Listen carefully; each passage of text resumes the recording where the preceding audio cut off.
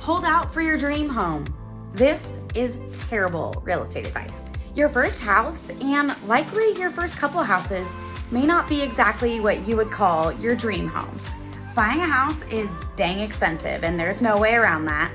It takes a significant amount of cash to get into a home, and most home buyers to get into their dream home rely on equity built over time in their current property. Now, equity is the difference between what you owe on the home and what the current market value is, or what you could sell it for today.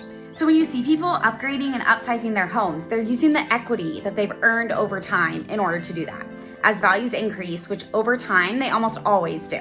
So instead of looking at your next home as your dream home or a final destination, look at it as a tool. It's a long-term investment. This is gonna help you move in the direction of that dream home. The best thing you can do is to buy a home when, where, and however you can, so that over time you can leverage that investment to get you closer to the dream home. At least that's my recommendation on why you shouldn't hold out for that dream home.